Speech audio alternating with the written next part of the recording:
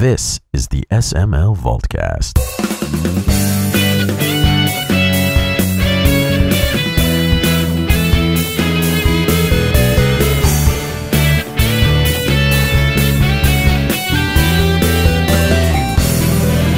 Okay, let's fire it up. Alright, so we'll kick it off. I'm small. I'm large, and that's it this week. Let's see. Let's go down the list. First off, we got to send our best wishes. Boge cannot be here this week because his fiance was in a car wreck, and he is by her side right now. Minutes before recording, we got a little good news that injuries are better than they initially thought, so that is definitely good news, but we are still sending our best her way and Boge's way, and we hope to have his furry ass back here as soon as possible. Oh, Huber. That image. Huber's gay. Yeah, Huber just sucks. In the good way, though. We fully support gay rights and Huber rights. Yeah, he's not that kind of gay. He's like the... No, he's just gay. He's just gay. No, he has band practice because we're recording on a different day than normal. Yeah, but he lied to me. He said he would be here. He's a liar. So he's a boner. He's a boner. Huber is a gay boner, a poopy boner, if you will. A poopy. Oh no, we're bringing it back. Bringing it back. We're bringing it back. So let's go over some big news. No. First of all, reader mail. Do we have reader mail? Reader mail. Let's see. Let us pull up the reader mail account at smallmediumlargepodcast@gmail.com, and you have no mail. No reader mail. God damn it, people! Like, send us something. No. Like seriously, you might be rewarded. Ask us. You might not be. Something. Like, just how's our day doing? Like, how's your day, Tim? It's the day. So in the news this week, we had GDC just went by. Was there anything out of GDC that you read that you were interested in, Mr. Large?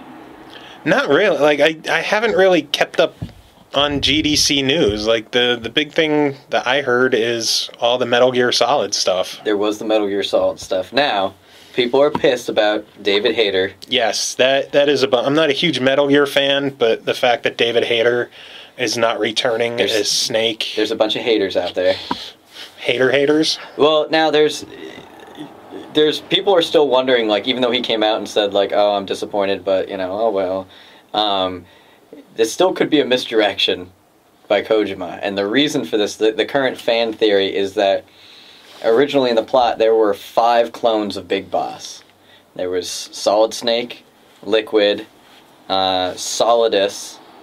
I don't know if Big Boss himself counted or not, but there's supposed to be a 5th clone, and the other 4 have been accounted for so far. And in the trailer, there's a line that says, V has come too, which, like, I'm like, what the fuck does that mean? I'm like, it's more Kojima Metal Gear bullshit. However, V being number 5, you know, he has come too. Like Metal Gear 5. Like Metal Gear 5. Oh my God. No, it's like and it says V has come too, like he woke up, and the trailer's about a guy coming out of a 9-year coma, who we assume is Big Boss. Yeah. But if it's the 5th clone coming out of a coma for whatever he was doing, whatever he was off doing this whole time, the reason for the other voice actor could be to differentiate the actual characters right now. Yeah. So that could be interesting. Hold on, I'm gonna put Jake on the line here. Jake's calling me. This is random. Oh shit! I ended the call. Fuck my life. You are a champion, Tim. No, let me call him back. Jake likes video games. He could be our pretend third on speakerphone. You have to hold it like right to the microphone. No, I'll put it on speaker. It'll tell me the little thingies if it comes toast. Toast. Yeah, no, it's working. Yo, what's up, bud? What's up? I'm recording a podcast right now and have you on speakerphone for the audience to hear. Are you being serious? I am being serious. Oh, then I don't want to ask you this question. Ask it. Is it about that rash? No. No, I cleared that rash up a while ago. Oh, okay. Just making sure. You want me to call you back? I have herpes in my throat now, though. Herpes in your throat? Not again. That was from Kurt, but you gave it to Kurt, and he gave it to me. What are you playing right now? Video game wise? Borderlands 2. Which one? Borderlands 2. Oh, are you? Where you at?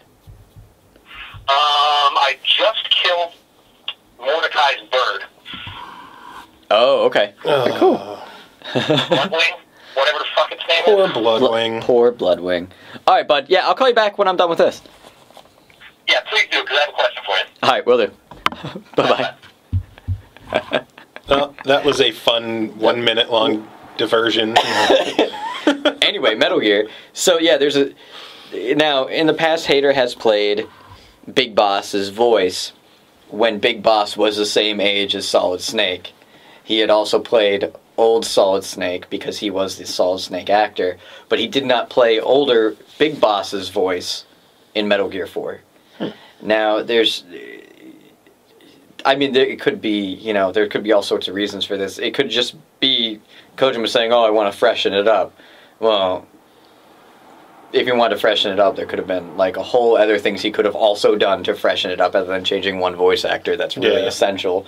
But I'm thinking that it's honestly because this is a different character completely, and he wants to make sure that people are starting to try and like make these theories and pick up on it. He wants to do that classic misdirection like he did with Raiden in Metal Gear 2, which was the first hour of Metal Gear 2 you play with Solid Snake, and then the rest of the game you play as Raiden. And then everybody got pissed. I was pissed. I returned the fucking game. Really? I got to the final boss, and they force you to fight the final boss with a sword. A sword they give you near the end of the game that I never used. I was like, fuck this, man. I want to choke people out and shoot them in the face if need be. And because I didn't use the sword the whole game, and you forced to fight the final boss with it, I couldn't fucking beat him. I had to learn this whole weapon during the boss fight. Jeez. And I'm like, no, I'm done with this. I went up to GameStop and returned it and didn't see the final cutscene for like 6 years. Till YouTube? No, actually, probably longer than that. Yeah, till like YouTube. Like, I was pissed though. But I mean, it could just be that. So I'm hoping it's that because I feel for David Hayter, man. He made that character. That voice is iconic. Yeah. I mean, well, I don't think he made the series, but the voice is very iconic. He is Solid Snake. Yeah. But 2 games. They finally decided that it's going to be 2 games and not just like 2 halves of one game. And well, they hadn't come out and said yet. There was just such misinformation everywhere. People they're speculating and guessing. And when they announced the Phantom Pain, the original trailer actually has the indentations in the lettering for Metal Gear 5. So Metal Gear 5 is the Phantom Pain. They're the same game. Within like an hour after that trailer ran, people figured that out. Well, then the ways they figured it out were like nuts too. But Ground Zeroes and the Phantom Pain are also supposed to be, they're either the same game or one's a direct like prequel to the other one. Yeah. Or they're going to come out as separate titles, but their plots are intertwined. There's like a whole bunch of crazy like theories about that too, because there's 2 full Metal Gear games announced, and they haven't said like if they're part of the same or what the hell's going on. Wasn't he quitting the Metal Gear series like a decade ago? He originally said that he was, and this is I've never heard anybody else talk about this theory, but he said he was gonna not do Metal Gear anymore when 2 came out, and which is why I think Raiden was brought into existence, was because he wanted to hand off the characters to somebody else, and by introducing this new character, he could step away and say, that can be yours. Do what you want with this new character. Solid Snake is done. I'm done. That plot, you can do. I'm going to set up all this stuff, and you can do whatever you want with it. It'll be a new. There'll be a new Metal Gear unit. There'll be all of these crazy things happening that you can run off and tell stories with. And then Metal Gear 2 was such a big hit that they're like, oh, well, the company wanted him to do another one. So it's like, all right, well, I'll go back and do Big Boss. So they did Metal Gear 3. And then they're like, well, all right, well, we're going to do one. It's going to be on the new PlayStation, though. You're going to be able to do, whatever with it.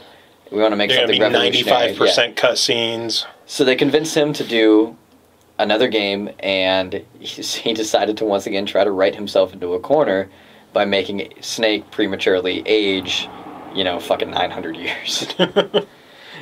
Which that, mind you, created the best meme ever from an E3, other than the Ridge Racer one. which is the picture of Solid Snake from the trailer putting a gun in his mouth to shoot himself, and then with the PlayStation 3's price tag photoshopped into it. $599. How did I never see that? Oh my god, it's a fucking mess. But no, yeah, I think Kojima tried to write himself into a corner so he could step away from the series after that, because he knew that he'd just keep fucking doing it if he didn't try to do something. So yeah. And it's so funny, you play that game and it's like, oh, this is gonna be Snake's last mission, and then the final fucking cutscene, all 9 hours of it, is basically him being like, well, maybe it's not my last mission. You know, oh, Big Boss is still actually alive. He was never a bad guy to begin with. Like, what the fuck is going on? Like, make up your mind. Well, that's the thing that I think has hurt the plots. I love those games. I love them to death. I've played all of them. Even the Game Boy Color one. I love that one. But it's like he's twisted the plot so much for what I assume is to try and get away from that game series creatively, that he's ended up hurting the game series by making it just too much of this backpedaling. Too convoluted and complicated. Well, even the convolution of the plot isn't bad. I mean, I actually think it's really interesting when what he did with it to make it confusing with like in Metal Gear 2 when they brought up things like the La Le Li Lu Lo and the Patriots and all that. Like, it was original. It's like, what is going on? What is this? And he really did a masterful stroke in Metal Gear 4 with all the faults that game has as being a game and a movie in one. I mean, he cleaned up. There was a game to it? Yes, there was a game. It's a few hours in, but you get I don't to the believe game. you. Hey, you don't have to play it as far as Final Fantasy 13 for that to actually become a game. But he took all of those crazy, ludicrous plot threads that were hanging around that didn't make any goddamn sense for years and years and years, and he wrapped it up and put a fucking bow on it and said, here's one of the greatest stealth action games you'll play. And yes, there's long-winded cutscenes in it, but by the end of it, the whole series will make sense, and they will deliver, like, in amazing amounts. They will deliver all of the fan service you could have ever wanted. Did you play any Metal Gear 4?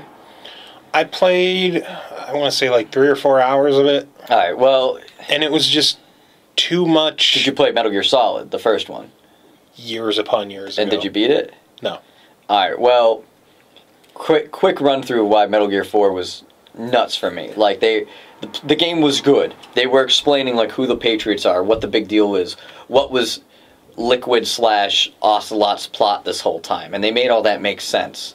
Into, like, this interesting world domination plot, basically. And, there's one point in Metal Gear 4, though, that sealed the deal that it was, like, an amazing game for me to play, which was they realized that the villain needs a railgun to shoot this, like, satellite out of the sky. And they're like well, where could he find it? Where could he get a railgun? And they're like, Snake, like, looks over at the guys and he goes, Shadow Moses Island.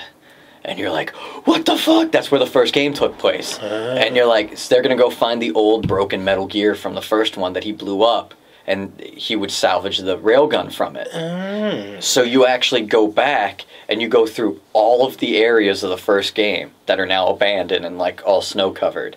That's cool. And Snake has a dream before he gets there, like when they're on their way. And the dream is you actually play the opening sequence of the PS1 game in the PS1 game's graphics.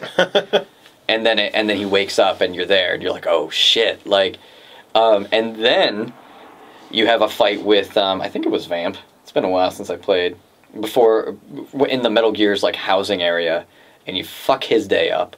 And then you get in Metal Gear Rex, and you pilot it out of the fucking complex, and then Ocelot shows up in Metal Gear Ray, and you fight in the fucking Metal Gears. It becomes like Armored Core. And I was shitting a brick at this point. This is like the last few hours of the game, and you're just, if you played it in huge, like, chunks at a time, it becomes so absorbing if you really enjoy the Metal Gear plot that you're just like, I can't wait to see how this ends. I'll be honest, in the PS1 days, I was all about RPGs, so I didn't really spend too much time with Metal Gear. Is that because of this? What, the neck beard? The neck beard. I have more than just on the neck, you dickhole. I got a full beard going on. Actually, speaking of it, there's my old Metal Gear Bluetooth headset, too. Oh, nice. It's a little sitting over there randomly. Fucking throw it at your head next. You'll miss and hit the $1,000 monitor behind me, and I'll fucking choke you out. You'll see a skinny guy fight. As you're crying. So, the other big news is PAX happened. PAX happened. And that's also why we didn't record last week, because you had the PAX plague. Well, yeah, so Thursday... Patient zero. I might be patient zero of the PAX plague. We get to, Thursday night, we get to our hotel, and we have a normal convention ritual. It's just we sit in the hot tub for about 9 hours at a time. And if it's Otakon, we get mega drunk. It's hot tub drunk machine. Oh, God. Which makes us drunk even faster, which is real bad, because then all of a sudden we take a sip of a drink and it's like, what? Who are you? It just gets drunk fast. Drunk o'clock. But no, we get in the hot tub, we're hanging out, we realize that there's a huge pile of fucking snow out on the balcony outside of the pool, because the pool had this huge, like, outdoor balcony on, like, the... whatever. This sounds like a horrible idea already. So, me and my buddy Jake, who called earlier, we go out and we start diving in the snow. Oh, Jesus. And we're rolling around in the snow, and we're soaking wet in our swim trunks. And then we run back and dive in the hot tub. Then we do it again and again and again. And I knew I'd been feeling a little sick earlier in the week, but I think that this is what the virus needed to push itself over the edge and take me over. So I wake up Friday morning like, fuck, what's wrong? How'd you get sick? Yeah, very, very, very, very, very sick. It was like a flu and a cold mixed together. But instead of nauseousness, I was just coughing like... So it was a clue? Was it a raging clue? It was a raging clue. But it was like, I would cough and I would have to like lean on something because I would knock me over if I started coughing. So I'm wandering around PAX, spreading my disease rampantly. So Kyle, if you got sick, he's the motherfucker that did it? Yeah, if anyone who got sick at PAX and got something that's like a mixture of a cold and the flu, my bird... And it sucks because I enjoyed the hell out of the con, but I didn't get to do as much as I wanted to. I'm sure a lot of other people eventually enjoyed the hell out of it too. Oh, I'm sure, yeah. I did like the Aces speed building contest. I hit like a 3 minutes 30 seconds or something on the speed build of the computer, which I probably could have done a little better if I wasn't like trembling from being ill already.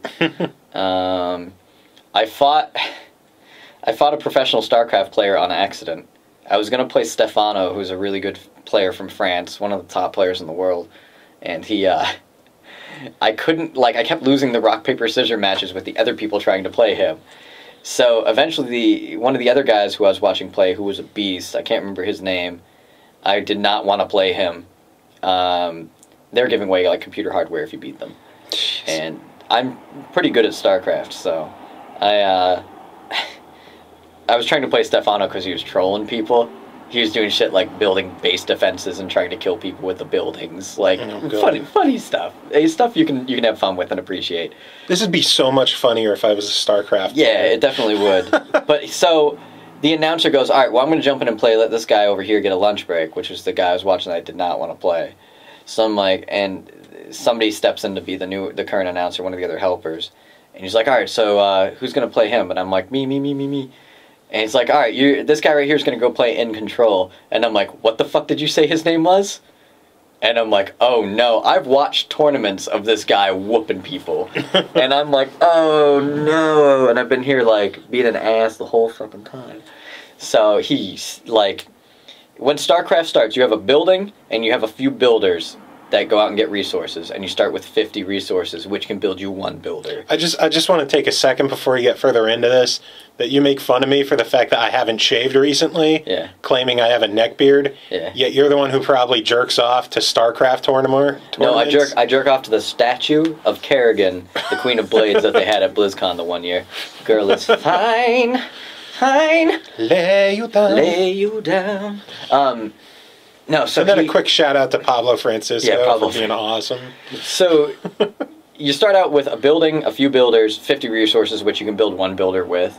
And normally you build your one builder and you kind of sit there. Maybe you send a scout out to like the other, with one of your builders, you send them across the map and have them look around and find where your enemy is.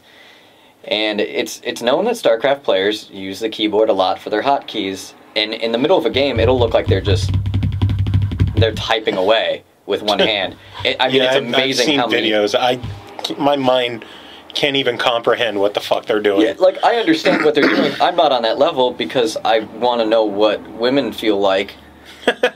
So while they're doing this, you're using that finger somewhere else. DJ Diddles. So rock the turntable. We're built at the point where the only thing you can do is maybe send a scout out and build your first builder. And this dude's just going nuts. And I look over at him, and now, mind you, I'm like deliriously ill too because this is Saturday, and I was like, "What the fuck is he doing? If you can't do anything?" I don't know. I looked over him, and I looked over him and go, "Are you fucking typing your thesis?" And he smiled, and I got a good jump on him, but then he whooped me because after that, like, after my initial attack, I was like, oh, I'm fucked. Like, I can't even concentrate on what I'm doing right now. So, and then I just trolled him a little bit. I lifted off all my buildings because the race I play can make their buildings fly, and I landed them in his base, started trying to build in his base. Like an asshole. But, what else? I had a moment at PAX where I was at the Double Fine booth, and fucking Tim Schafer comes and sits down next to me. And then the guy who created Cards Against Humanity stands next to me and starts going through some of his shit, and I'm like, like, this is crazy. I should have had to pick me up the new pack. The what? The new expansion. For Cards Against Humanity? I have 2 of the promos I can give you. Ooh. I have A and C sitting in my room. I picked up extras. And they're funny. What else happened? One of these episodes, we're just going to have like 6 or 7 people here, and we're just going to record ourselves playing Cards Against Humanity. One of the things that I didn't like about PAX was a fantastic convention, but, and I went to the NVIDIA panel, which was great. I like talked to like the CEO of NVIDIA, really cool people. Gearbox panel was amazing, a lot of fun. They gave away a lot of stuff. They really seemed to care about their fans, which I liked. But the one thing I didn't like was the Riot Games people, the League of Legends people. They were assholes. And, like, I understand that, like, they had a shit ton of swag they were giving away, but they're asking people questions. Here I am, sick as a dog, and I want a lanyard. I want a lanyard that says support on it, because I play a support character right now. And they're like, alright, well, who's your main support? I couldn't remember the character's fucking name. His name is Thresh, but, like, I couldn't remember the champion's name. And I'm like, oh, what's the guy with the scythe and on the chain, and he spins it around, and they wouldn't give you the swag if you didn't answer the question. And, which I understand they're trying to only give it to fans and stuff. They don't want people selling it on eBay. But, like, I'm like, oh, I know this, and I couldn't remember it, and they wouldn't give me the fucking thing. So I had to wait. And I was like, when somebody goes, oh, it's Thresh, and I'm like, yeah, it's Thresh. You know, I love the new champion. I've been playing him since he came out. And I'm like, all right, cool, you know, can I have the lanyard? And the guy, like, stares at me. And I'm like, you know, can I have the lanyard, please? Yeah, and then he finally, like, reluctantly gives it to me, and I'm like, all right, whatever. Then later, they're giving out these Teemo hats. Teemo's one of the other champions. Really want the Teemo hat. My buddy plays Teemo. I was going to give it to him.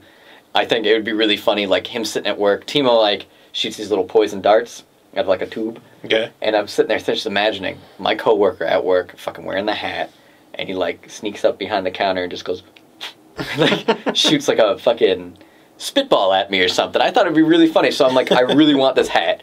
And I go over, and the guy's, like, outright ignoring me at first, and I'm standing right in front of him.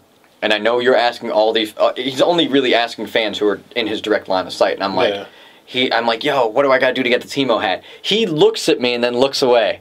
And I'm like... Wow. I'm like, what the fuck? And then, like, a few minutes later, he's like, all right, you know, he's like, I'm going to ask, you know, here's what we're going to do for this Teemo hat now. And he's like, we're going to, you know, and he asks, like, the most stupid, difficult questions that only somebody who does nothing but play that game would know. And I'm like, what about the guy who's a fan, who's a casual fan? Like, you're not going to give somebody, like, anything, I'm gonna have to do. I saw people like mauling these people for swag as they walk out of the back room with like the box of things. Wow. People were running over and taking it from them. They're like, wait, hold on. I was kind enough to not do that. I was respectful enough to not do that, and I was gonna try to play their games to get the swag the way I wanted to. But you know what? Like, I feel like. And just like playing the game, because I stopped playing League for a long time because of the shitty player base and the shitty the way that I feel that they treat their fans a lot of the time. It's like, look, why not do something for the little guy? Why not look at this guy who's obviously distressed and sick and run down from this weekend? You know, maybe you couldn't tell because I look good, but maybe just look at the kid and be like, you know what, here. Because that's what I would do. I do that shit all the time at my store. Yeah. Somebody's hurting or whatever, I'll knock a few bucks off a game so they can get it, you know? Because sometimes that's what matters, is that little customer service. To be like, yo, you know, I've been asking people these hard-ass questions all day. Here, have a fucking hat, man. Hope you have fun at the convention. Yeah. Like, they're giving out these really cool pins that look like the upgrade seals that you use in the game. You should have just fucking clocked them and choked them out and taken the hat. I should have. Fuck him. Some of the pins are only giving out to cosplayers. Me and my friends have been planning League of Legends cosplays for a while now. If I had known, I would have thrown together a little cosplay so I could get a cool pin. But nope, I can't get it. And now I have to wait maybe a year for another chance. If they're still doing that. I haven't seen them on eBay yet. I've been looking. But I love swag that is something like, it's a seal that's in the game. Yeah. I like things that are in the game that actually exist, that they've made like real life equivalents of. I'm guessing you couldn't track down one of those Rock Band tour shirts, huh? I didn't see any. Son of a bitch. And Schubert went to the panel, which I wish he was here because he could talk about that. He said he had a blast. I was all excited to hear about the Rock Band panel. Next time we'll have him talk about it. We'll have him go off on it. And today, because we're recording a day early on Tuesday this week, today is the final day of Rock Band DLC. Fuck off. Is it another Nickelback song to add to your Nickelback collection? That still sucks that someone bought all the goddamn Nickelback on me. I think that's such a shitty thing to do. But no, final song was American Pie by Don McLean. And what was it called? What was it? American Pie. Oh, who cares? You're a dick. I'm a dick. But yeah, overall PAX was great. If anybody ever gets the chance to go to PAX, go to PAX. It was it was a blast otherwise. I wish I wasn't sick so I could have done more things and ran around more of a madman. But, and went to more panels and things like that. But sadly, you get sick. Shit sucks. And the shittiest part is, like, I wanted to go to PAX so bad. Mm-hmm. Like, you offered me a room. You should have went. I had no pass. I couldn't get a pass. And then, like, 3 days before PAX, my editor, Kyle, was like, oh, well, you should have asked me a while ago. I could have got you a pass. Like, you son of a bitch. Why couldn't you have told me this earlier? See, that's one of those things that you write an article about it. You'd be like, I want to go to PAX. This is why. And then you could do that as an article about PAX and what goes on. He's urging me to try to go to PAX Prime. I just don't think I could actually get to Seattle, is it? If he needs somebody, yo, Kyle. Yo, Kyle. If you need a guy to go to PAX Prime. This guy. Because I lived in Seattle. I know the convention center. I've been to PAX Prime before. I have friends out there. I just fucking fly out. It's $300 round trip. Well, like $350 round trip. Yeah, I'm fat. I would need like 4 seats. But no. I need an entire row. Maybe I'll throw it at Kyle. I'll be like, yo, if you want me to go to PAX Prime, I'll go to PAX Prime. I'd love to go. PAX Prime is the best one to go to. Boston was fucking nuts, but I like Prime a lot more just because of Seattle. Mostly. Yeah. I love that city. I love that city to death. You got to go to MagFest. That's what you need to do. I need to stop being a scraggly motherfucker and go to MagFest. January. Start prepping now. Well, I don't know where I'm going to be in 2 months, 14 days, so... Yeah, you're dying to go to PAX. Well, because I might move back to Seattle. That's one of the options right now. Just move to Seattle and get a job with Microcrack. Man, is this podcast going to be over that fucking quick? No, I could still... I mean, we could set up the Skype-ins at that point if I don't... Well, I mean, that depends, too, because I got to... I'm supposed to talk to Kunal. I don't know where he's at. Yo, come on, Coonbag. Yo, Kunal. Yo, bro. I got my resume ready. I bought a fucking outfit for an interview, and I'm ready to fucking... I got to call him tonight and be like, what's going on? Am I coming? Am I going? So Joe also beat Tomb Raider. Yeah, finally. Finally had time, sat down, finished off Tomb Raider. What'd you think? I loved it. I thought the game was great. The only really shitty part about the game is the multiplayer. Oh, the multiplayer is so bad. Oh my god. And I'm an achievement guy. I like getting my achievements. And the fact that they put a quarter of the achievements into multiplayer just sucks. And I was close to getting one of them. I'm like, let me just get these few easy ones. I'll call it a day. The one was you had to play a mode of each of the four, or play a round of each of the 4 multiplayer modes. Yeah. Went through 3 of them. The 4th one, nobody was playing at all. I made a lobby and sat there for 20 minutes and not a single fucking person joined. Wow. It's just so clunky and shitty. And I hated the multiplayer. It's an amazing single player game ruined by forced multiplayer. I think, yeah, I definitely agree. I really enjoyed the game and the multiplayer. I played it for like a minute, and it was like Dead Space 2's multiplayer. It was just like, you sit there and you laugh at it for a minute, and you never go back to it ever again. I don't understand what they were thinking, just tacking it on for no reason. Yeah. And that's all the DLC is. It's just fucking maps for multiplayer. It's just fucking horror bad. It's just, ugh. Wow, so... Left a bad taste in my mouth. Back to PAX real quick. I did swag collect a lot, because that's one of the fun things about... I came back with 2 enormous bags full of swag. The Elder Scrolls coins that I have are going for over $100 now. Holy shit. Coins from the after party. Yeah, you gotta show me some of the cool shit that you got there. On the bay. Sorry, Bethesda. Might need to sell your shit. Yeah, no, Tomb Raider though was, I mean, I recommend that game all day to people just because it was really like that's how you do a remake. That's how you do a reboot of a series in modern days. You look at what's working and at what fits, and you improve on it to the point of what the technology can deal with. And I can't wait to see where they go with the series. There were some sections of that game that just blew my mind too, like the hanging ships on the dock. The like, it was near the end of the game. There's like a ship suspended in the air on all of these like giant rope systems, and you're fighting on that, and the ship's like falling apart. Yeah, I was like, holy shit, this is wild. You know, it was gorgeous. Yeah. It's definitely a lot more cinematic than I would have expected a Tomb Raider game to be. Well, also what I liked about it is it didn't felt forced. Like Uncharted, when you get to a cinematic moment, it always felt really, really, really forced to me. Yeah. And Tomb Raider did a better job of making it not feel as like as forced is the only way I can put it. Like I really like the Uncharted stuff, but it always felt like, oh, you have to climb here to proceed. Whereas in Tomb Raider, because it was semi-open world, it felt like, oh man, I could go over here, or I could go over here, or I could go over here. Like it felt less. It wasn't like funneled. A straight path in a wide-open jungle. Yeah, or like, here's a street, you have to go up the street. There's a wall, a waist-high wall blocking your path. You have to climb up over on the far side of the building and shimmy across.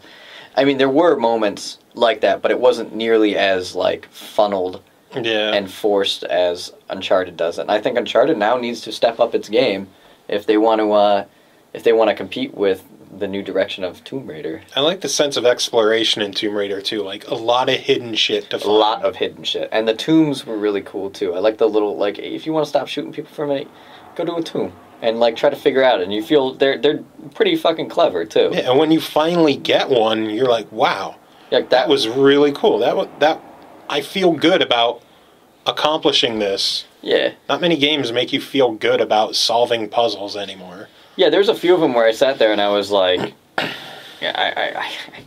I felt like an idiot because I'm like, this can't be as difficult as this feels right now. Like I have to be able to just fucking blow right through this. And then when I figured it out, I'm like, yeah, I'm a fucking idiot. It's so easy. I just didn't see it. Oh, well, another thing about Tomb Raider. People are complaining about her having infinite rope. Incorrect. How do we not know that she's just bundling back up the rope that she shoots each time? The ones where she ties it off and crosses over. Hey, we don't see her like untie it. She could. But when you come back, it's still there.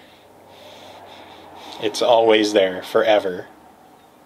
Although I'll forgive it. I do really enjoy the fact that it doesn't matter how far the distance is. She always has the appropriate length. The appropriate length of rope. Perfectly. It's great planning. She goes shoot and then goes boop and it's done. Maybe it's just like a compacted turd from being stuck on it. Maybe it's like parachute cord. It's like all wound up so tight that she actually has like 16 miles of rope. It's hair. She just hair. So her leg hair. Oh no.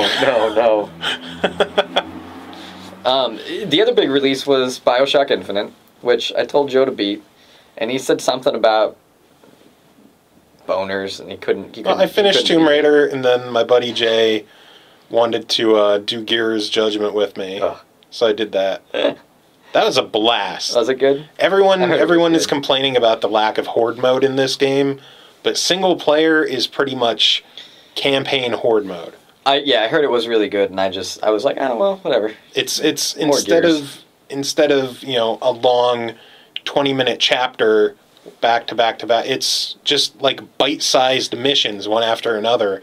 Yeah. And it makes the game just breeze along and encourages replayability because there's different declassified things where it changes up what you have to do. Like some levels, there will be like dust or fog that you can't see, or wind will be blowing you around. Different conditions and stuff. Yeah, I like that. And it changes it up and makes it fresh. And unlike other Gears games where you'll spawn and then you fight these enemies every time you die, it's the same enemies. In this one, if you die, instead of a grinder and a bunch of tickers, it could be like 4 boomers and a rager. And it just changes things up and keeps it fresh.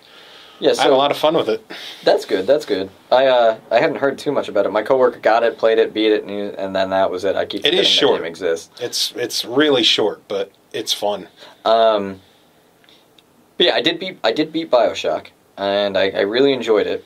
I have a few little gripes about it, but the good things I can say about it is it really feels like Bioshock 1. Like, it gives you that intrigue. Not as interesting as Bioshock 1 was, though. The first time you play Bioshock 1, though, you are enveloped in that game. You are just completely consumed by the world and what's going on. You're just so, like, interested in what they created and how original it felt. Because they don't really make too many games like that. And I liked how they played me in Bioshock 1, because I'm like, I'm just a guy. I don't want to be here. I'm not trying to be here. I just want to get the fuck out. I want to get out. You think like, oh, I got in this plane crash. I'm good. And then it's like, where the fuck am I? And I thought that was really neat how you find out that you are actually supposed to be there. Like, it was all a setup. Without giving too much away for anyone who hasn't played the first Bioshock. Oh, that's years ago. Fuck them. Hey, still. If they haven't played the first Bioshock yet, they're not going to. Bioshock Infinite, though, does something similar where they pit you in the lighthouse and they shoot you up to this fucking city in the sky. But immediately it's different because there's no civil war going on. You're in this like town and you're trying to be kind of under the radar a bit. A parade and a carnival. Yeah, and I thought that was kind of neat. It's like, oh, this is a town, but I didn't have quite the same sense of wonder as Rapture, and I don't know why. Even after beating the game, I just was like, I feel like they didn't do enough maybe with all of the floating buildings, but I mean it was varied, but whatever. See, so far I really like the layout of Columbia because it feels like a big city instead of tunnels here and here and here and corridors and hallways. Yeah. It feels like a big open city. It definitely feels like a big open city, but part of my problem with that is that and you might see this as it goes on, is it does feel disjointed after a while, because you'll see off in the distance there's like, oh, there's lots of buildings over there.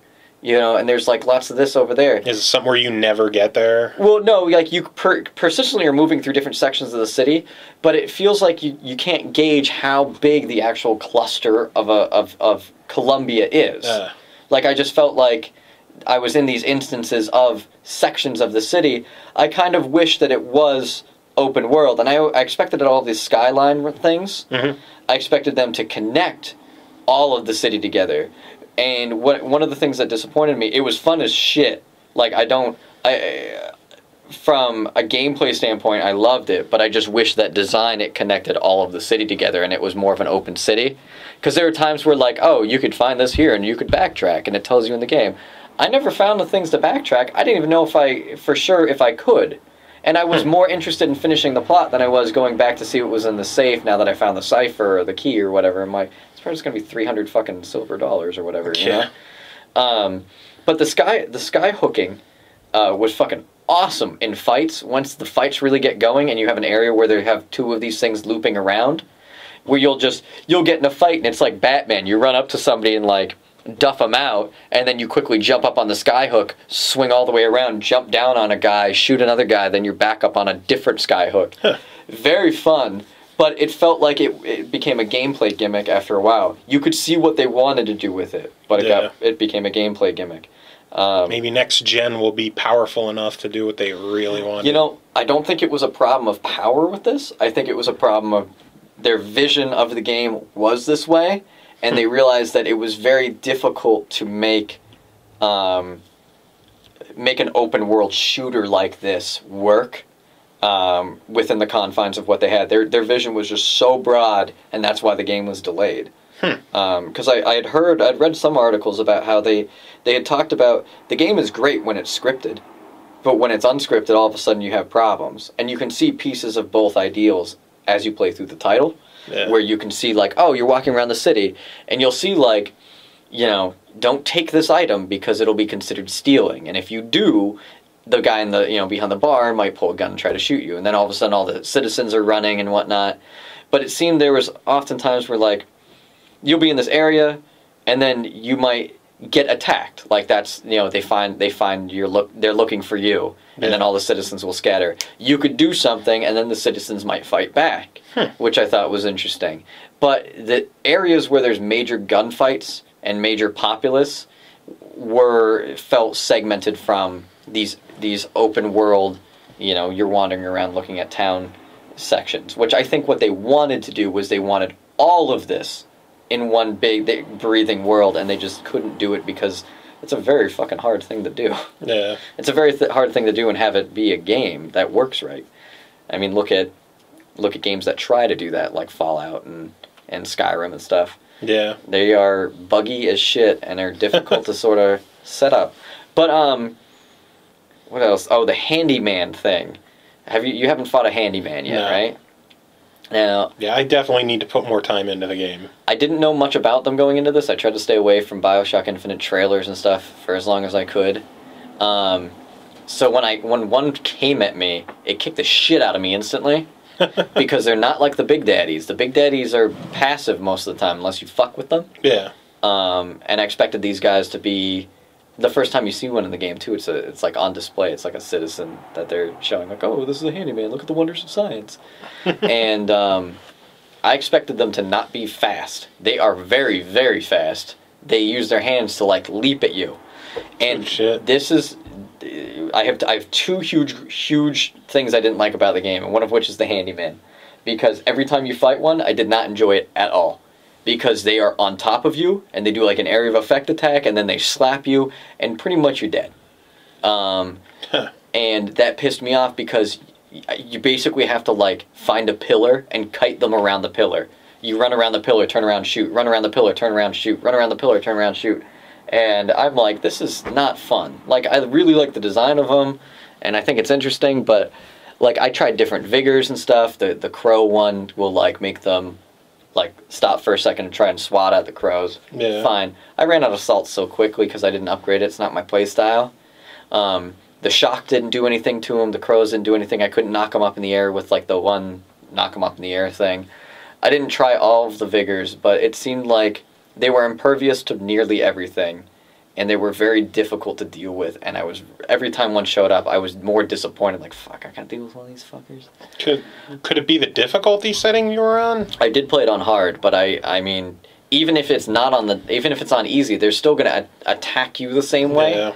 And it's basically, it's the same gripe people have with corridor shooters, where it's the AI might be dumb and just run at you all of the time. They're going to keep running and just blindly attack you. That's what these things do. There's no tactics about it. It's just, you know, if you're here, he's going to jump up to you, and then as soon as he's on the roof with you, you need to get off the roof, because the next thing he's going to do is jump on you and slap you.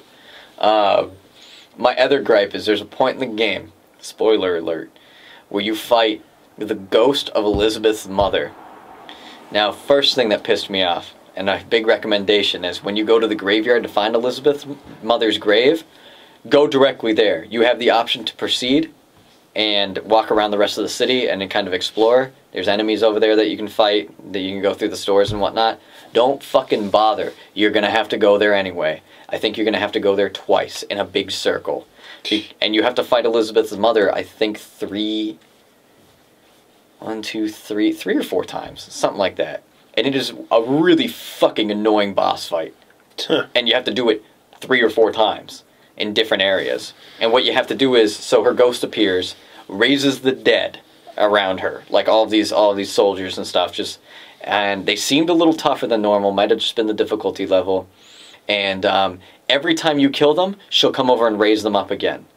So if you try to get cover, they will, you know, of course, like, and it's a lot of them. They will come over and start swarming you. So I was using a bunch of outfits that I will do massive damage to somebody. I was using the sniper rifle the whole game and just headshotting everybody. I would headshot a guy, kill him. It does an area of effect stun shock. And then I could usually take out 2 more people. I was dropping large groups of people, and she would come over and start raising them up. The only way to beat the boss fight is you have to kill her. And when you get close to her, she does an area of effect attack to knock you back and hurt you. And it fucking basically takes your shield right off that you get. Man. And then, so basically, like, I will kill a bunch of dudes, and I will start shooting her. And they are constantly trying to come at you because they're just dumb AI. So you usually get surrounded by these things. You slaughter a bunch of them. She comes over. You start unloading on her as she's casting her, like, res. She will area of effect you and then raise the dead. And as soon as you kill one of them, she'll come over, area of effect you, raise the dead, and do it over and over and over again to the point where it was just like the handyman fight, where you have to basically sit next to her, take a bunch of damage to shoot her, and then run away, and then kill everybody, and then she comes over again and does it again and again and again. It's so fucking obnoxious. And the fact that I had to loop the city like a few times and have to fight her more than once, I was infuriated. That's like right near the end of the game. And yeah, that sounds shitty. I hate when developers have to take a cheap way out by just having padding. Annoying bosses instead of actual entertaining, innovative bosses. See, there could have been easy game design to fix this, which is just make each boss fight have some sort of gimmick to defeating her instead of having to unload mindlessly into her. Yeah. Like, maybe... It's like the Deus Ex boss battles. Which they're correcting, actually. Yeah, Did you hear about only that? for the Wii U version. I think it'll get re-released on at least it'll get re-released on PC, though. Yeah. I'm expecting a director's cut. Because it happened with the original Deus Ex. They re-released it with extra content. I guess we'll see. I'm hoping. I'm crossing my fingers because I just sold my Wii U. But they Quitter. Yeah, Gave up on it already. I think it's gonna drop in price, so I'm probably gonna just get one then. Like down the line when the new What'd you system's sell come it out. for? $1.50. Yeah, it's what I paid for it. So. But anyway, they could have done something easy, like have her be a different color. The color corresponds to a vigor. She has a weakness to this vigor. You know what I mean? And then let's say she's blue right now. Hit her with the shock. It'll stun her and like put her in a state where she takes more damage. She's red now. You hit her with the crows. The crows will stun her. You know what I mean? Yeah. They could have had something just to make it, make it a little easier. And those design changes that I just suggested wouldn't be difficult to implement. Yeah. They would have literally changed the color of the model and then they could reuse one of her spellcasting animations for her, like, when she's starting the thing to be slunched over and take more damage, you know? Really, like, that's off the top of my head. I'm not a game developer. Hey, Kunal, help me. I'm not a game developer, but I understand that it would be difficult to overhaul the entire boss fight, but there are ways around it to make it not as fucking tedious, especially when you're that close to the end of the game and things are really starting to pick up. Other than that, though, the plot of that game was excellent. I loved the game.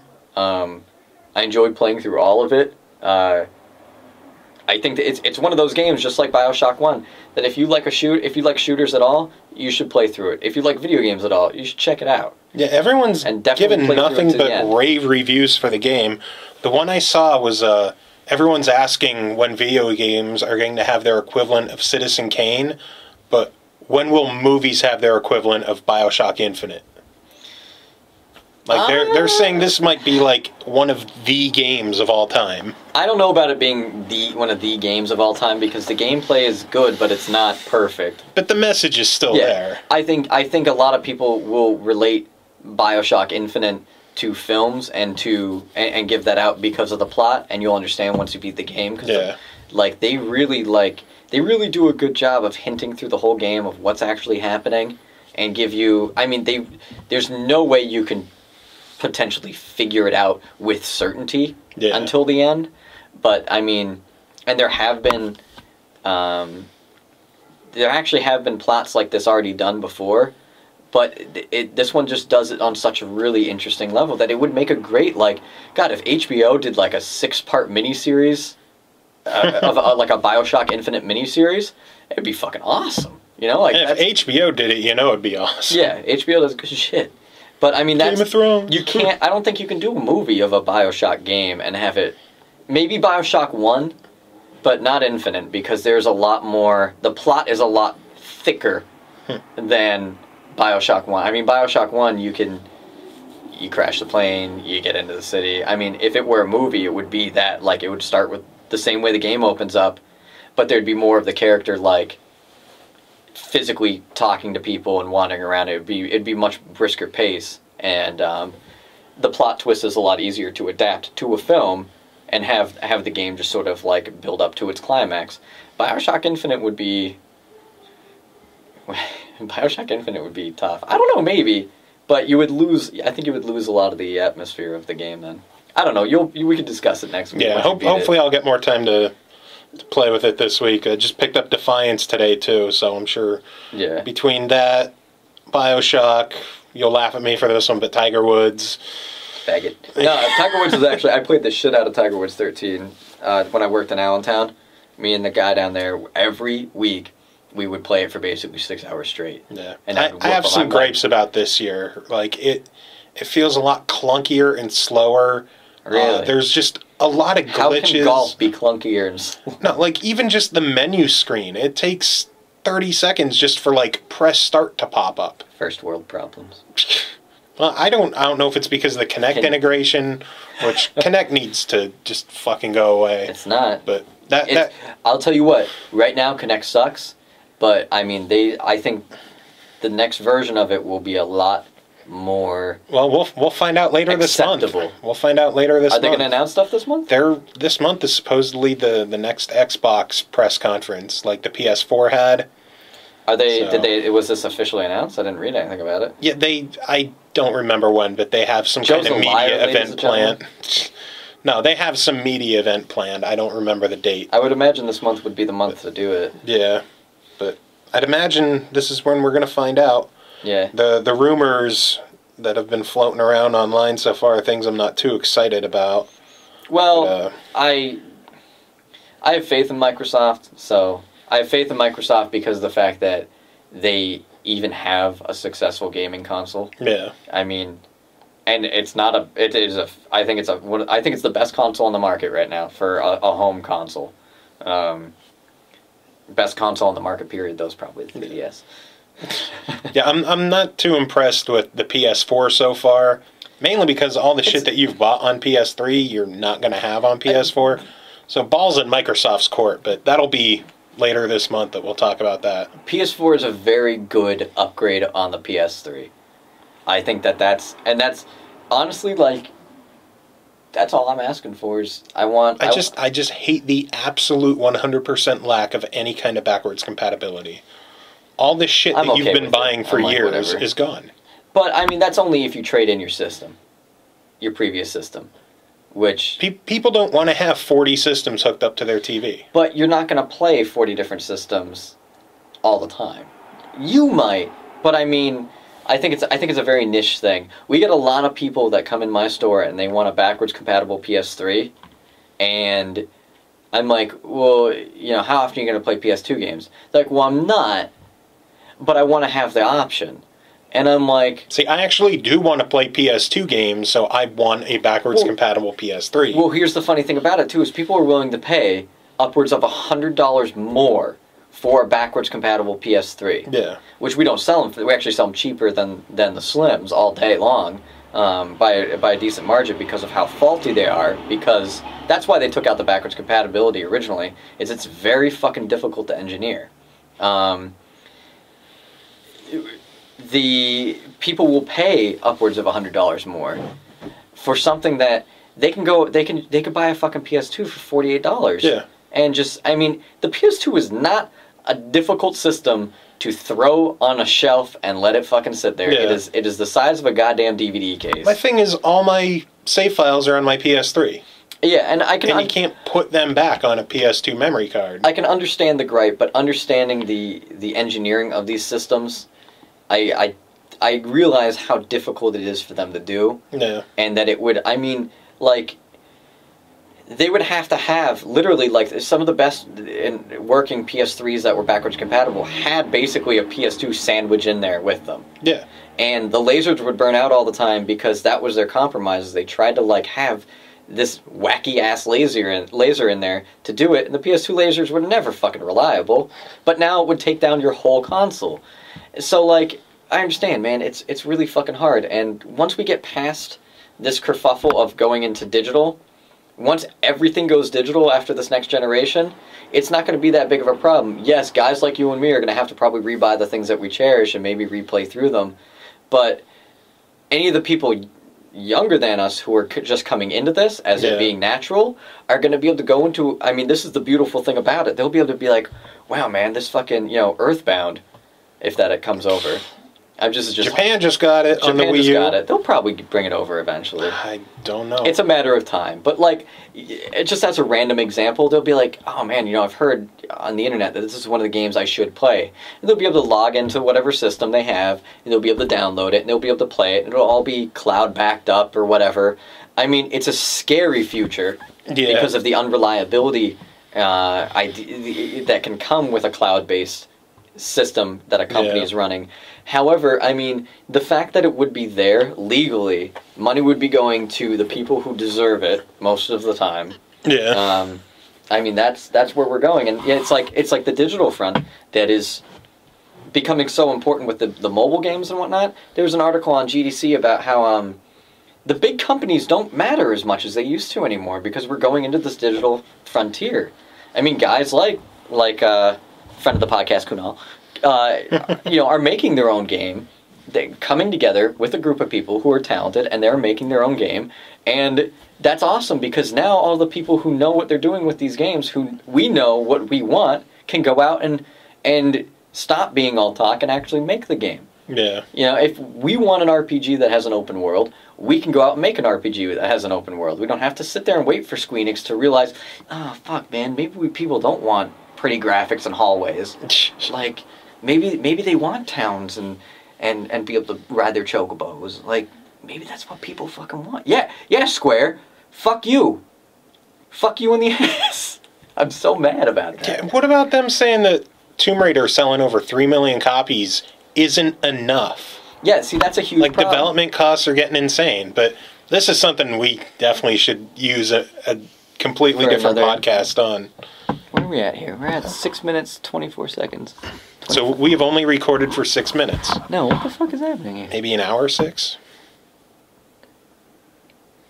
Yeah, I think that we're over an hour. It might have something like that. Well, no, it says 0 hours, 6 minutes, 40 seconds. We must have gone over an hour on it. Oh yeah, we're gonna have a short podcast because there's only 2 of us. Well, this is what happens when you and me, we get things done, Joe. Yeah. We get shit done. We talk. We discuss. Oh, and since you're Mr. Dark Souls, did you hear what this week's free PlayStation Plus freebie is? Is it Dark Souls? Demon Souls. Oh, that's funny. Free this week for PlayStation Plus. So go get a free game and get your ass kicked. And then email us at smallmediumlargepodcast. Check the mail. Let's see if we got any reader mail since I put that post up. I like how I was trying to say the email name and you just cut me. I just cut you right the fuck off. Our listeners know. They know. So smallmediumlargepodcast@gmail.com. Let's see. Refresh. You have no mail. Please enjoy your day. Fuck you, listeners. Hey, listeners. Fuck you. And email us, you assholes. So what's playing us out this week, Keyboard Cat? Our eventual all viewer mail special is not going to happen anytime soon. Yeah, we need that. But this week, in honor of Ashley sitting over in the corner playing Animal Crossing half the episode, we're going to go with Posu song, purdieoldays. You could grab that off of ocremix.org. And enjoy it, and we'll see you next week, hopefully with more than 2 people. Yeah, right? Well. Samba time, baby. Bossa and the samba are so close. Most of us don't know the difference. But what I'm going to do today is the samba with the Afro-Cuban. That's right.